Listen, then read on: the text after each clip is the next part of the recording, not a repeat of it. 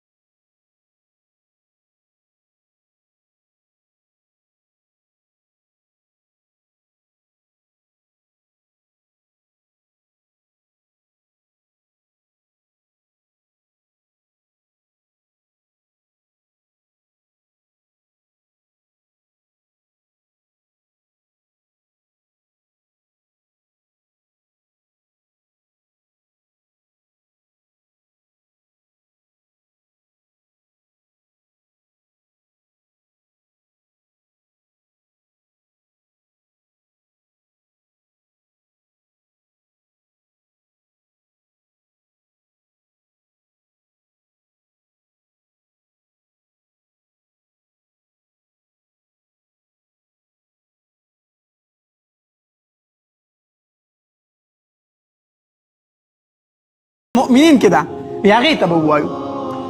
دا صحابه کرام لاړو، حفصه رضی الله تعالی ته وفرمیل خپل بابا ته دې ووایه چې دا وظیفه لږه کور ته زیاته لېږه وسو چې دا واړی پې مړېږي او خیر دې اوس خو پر اخر راغلې ده، خو زموږ نومونه به ورته ګورې نه علي، زموږ نومونه به ورته نه علي.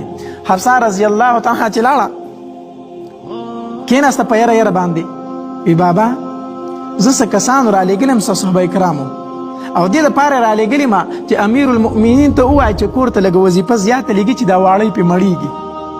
چې دا خبره څنګه حفصه رضی الله تعالی وکړه، د عمر رضی الله تعالی مخ مبارک سور شو، د غصې نه سور شو. وی حفصه دا درته ویلي چا دې کسان راته وښیه، دا درته چا ویلي دي؟ حفصه رضی الله تعالی ورته وفرمیل وی بابا منع کړې یم، منع کړې یم چې زموږ نومونه به نه علې. وی قسم په الله کو نومونه دې راته واغسته د مخ دا رنګونه به ونه بدل کړم، په دې مخ کې به ونه نښې پرېږدم. دوی دا خبره کوي چې عمر دې وظیفه کور ته زیاته لېږي. وی دا راته ووایه ته د نبي علیه صلات وسلام بیبي زما لورې ته د هغه بیبي پاتې شوي یې. دا راته ووایه چې د نبي علیه السلام بهترین لباس کم یو وی بابا صرف دوه جوړې وي، دوه جوړې وي چې د جمعې مانځه ته به یې اغوستي او د بار نه به چېرته وپد راغې نو هغه جوړه به یې واغوستله. وی د نبي علیه السلام بهترین خوراک څه و؟ وی د وربشو ډوډۍ، د وربشو ډوډۍ. صرف یو ځل خو غوړه ډوډۍ خوړلې وه چې هغه هم په شلوم باندې مونږ غوړه کړې وه چې هغه نبي علیه صلات وسلام په خپله مبارک وخوړه. دا د نبي علیه صلات وسلام بهترین خوراک و. الله وی نبي علیه صلات وسلام بهترینه بستره کومه وه؟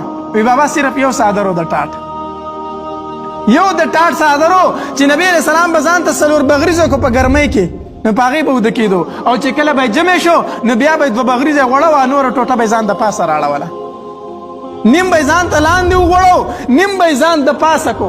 دا د نبي علیه صلات وسلام بستره وه. وی حفصه زما پیغمبر داسې ژوند تېر کړی دی، زما محبوب داسې ژوند تېر کړی او ما ته زما دوستان وایي چې ستا کور ته وظیفه زیاته درشي. ای حفصه زما او زما د محبوب او زما د ملګري ابوبکر مثال د دریو ملګرو دی، د دریو مسافرو دی. مونږ درې مسافرو په لاره باندې تېرېدو، زمونږ محبوب خپله توخه د ځان سره واغسته او لا خپل منزلي مقصود ته یې ځان ورسو. بیا زما ملګری پاتې شو ابوبکر. وی ابوبکر هم خپله تحفه واغسته او روان شو خپل منزلي مقصود ته یې ځان ورسو او زما د محبوب ملګری شو د هغه په خوا کې سملاستو.